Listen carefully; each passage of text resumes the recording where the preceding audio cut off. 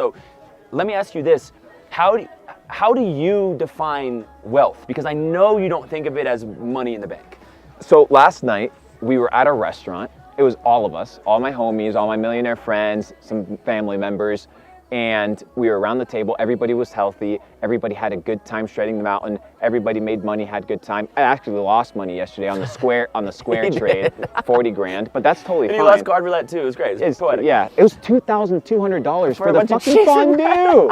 We got scammed. You know what we got scammed? It's the bottled water, bro. You come to Switzerland, don't buy the bottled water, because this shit's like 10 Swiss francs for a little bottle. Hey, they It's say nuts. the tap water here is good. I don't believe them. I don't believe them merely because of the pipes. I don't believe them because of the water. Yeah, but yeah. I would totally be down to go to the river and fetch some water. But anyways, what were we talking about? We're talking about the money matrix, and we're talking about how you define wealth. I define wealth as your ability to do whatever you want, whenever you want, wherever you want. And in order to do that, you need health, you need relationships. In order to move around effectively, you need money. Your finances need to be secure. Your mind needs to be in check. It doesn't matter if you're healthy physically and have a ton of money if your mind is completely fucked, right? I know a ton of, dude, look at all the celebrities, look at all the actresses and actors that kill themselves. They have money, they have fame, they have good physiques, they look nice, they have all this shit, but their mind is corrupted.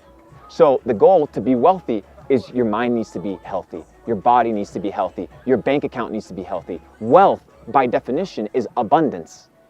So what is abundance? Making sure that everything in life is properly set up. You don't want to have an abundant bank account and an empty mind. You don't want to have a destroyed body, right? Or destroyed relationships and have $1 billion. Every billionaire that I've talked to, I think a total, it's been like 6. Everybody tells me the 2 most important things in their life right now is lifespan longevity, biohacking, like how do I increase my life, and how do I spend more time with the people that I love. But they understood that in order to maximize health and money, they needed, health and relationships, they needed money. So they got the bag, but they didn't let the bag identify them. And once they got the bag, they shifted their priorities. The problem is people don't know how to reinvent themselves. I reinvented myself multiple times. People confine you to a box. You'll do it again. First they were like, Luke is the e-com guy. Did fucking millions and millions and millions of dollars in e-commerce. Went and did consulting, but no, he's the e-com guy. I'm whatever the fuck I want to be. I was the NFT guy. There you go. So you're in a situation right now where people are going to always try to box you up and limit you.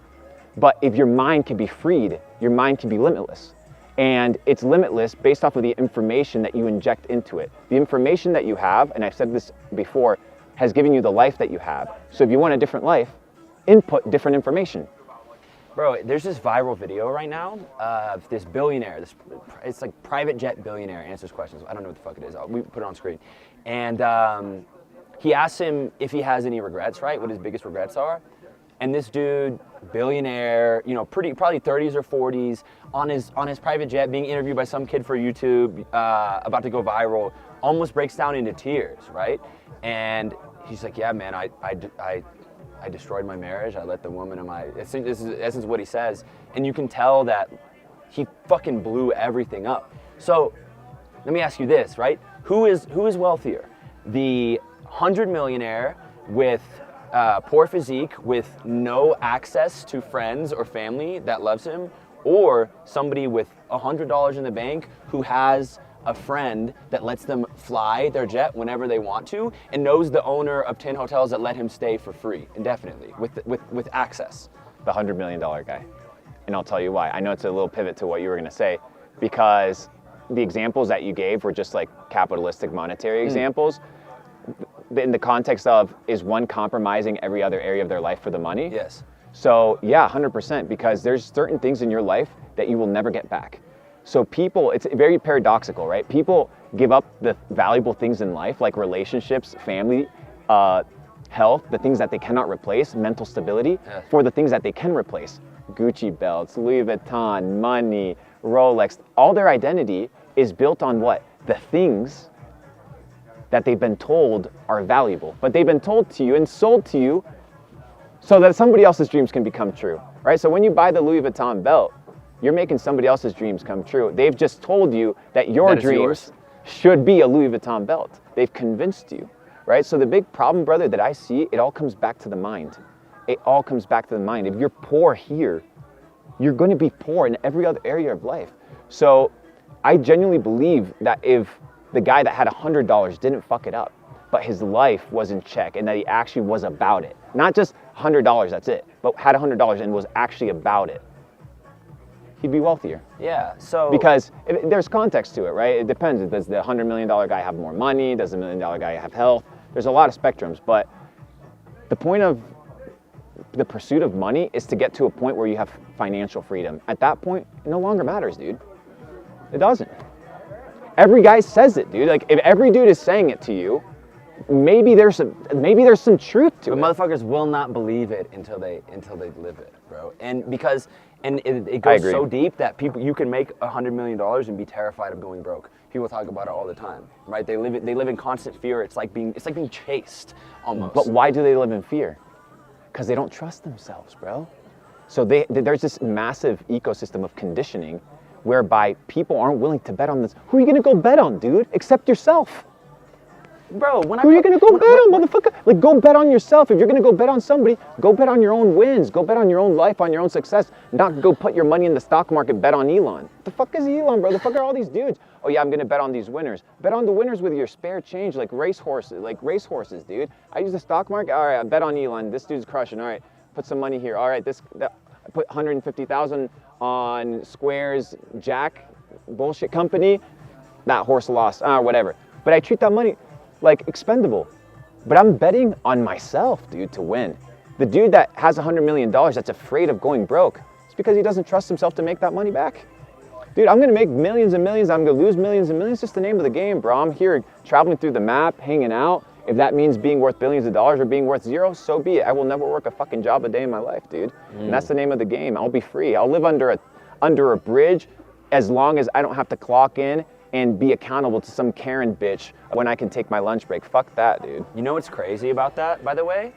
I think everyone goes through this, and I just went through this. Like, after I got to sort of a certain point, something in my soul, bro, changed to where, like, the same shit that I was doing, the 10, 12, 14-hour days, right? Just fucking killing myself every day. Like, for a while, I was like, oh, it must just be burnout, right? I just need to take a break, right?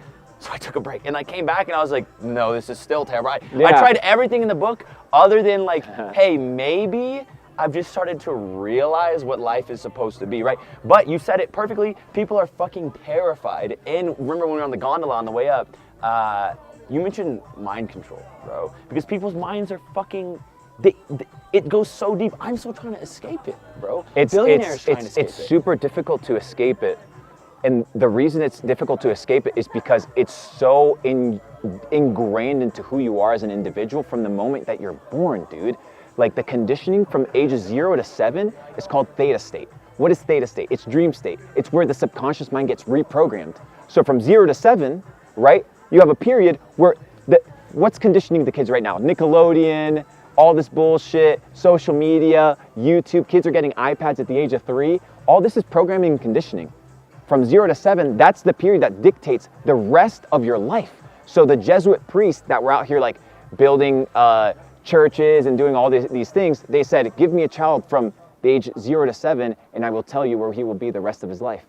So the problem is, you're gonna have the struggle for the rest of your life. The question is, how do you deal with the little voice in your head that says you can't do it? It's recognizing that the voice in your head that says that you can't do it is programming. It's not truth. And it's so fucking hard, dude. The truth is, you can do it. I know this to be true. That's why I flew halfway across the globe to spend time with you guys, because Is it a globe?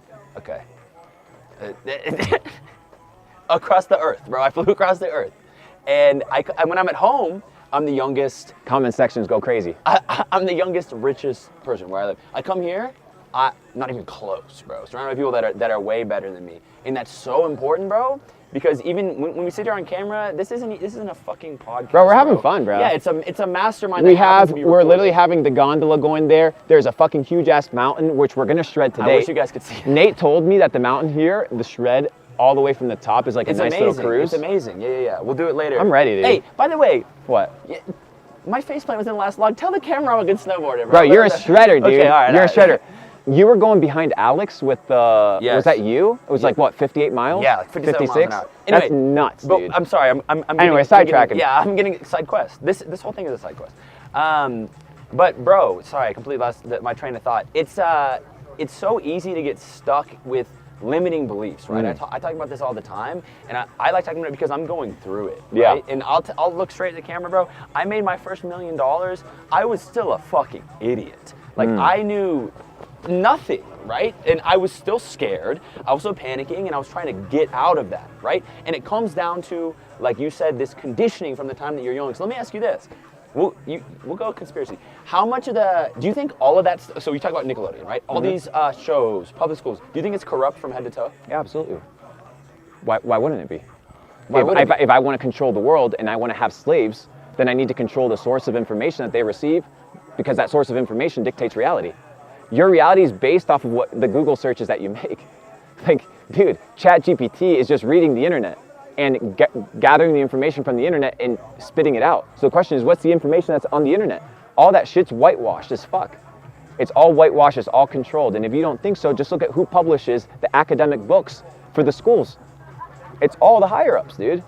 It's really interesting. So, and this is... And I'm not saying it's necessarily a terrible thing, because if you want a functioning society, you need to have people that work. You can't have people out here. You can't have 7 billion Luke Belmonts. Yeah, you just say it's not a Shit thing. won't work. Right? It's not, it doesn't activate that way. Like, I am playing the game because I have to play it, not because I want to play it.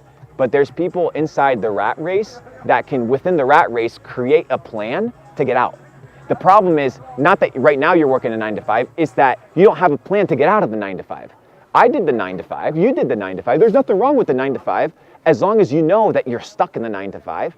As long as, one, you're not complaining. That's a big one, dude. People fucking oh, my job shit, my job shit. Do you know how much negative attention and negative energies attached to you looking at your life and being like, oh, this is a shit job. Bro, you should be clocking into your job and becoming like the COO.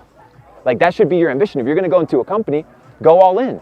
But the problem is people are mediocre in their education. They're mediocre in their 9 to 5 job. They're mediocre with their fitness. They're mediocre with their spirituality. They're mediocre with basically every area of your life, and they want a non-mediocre, extraordinary life. It's not gonna work.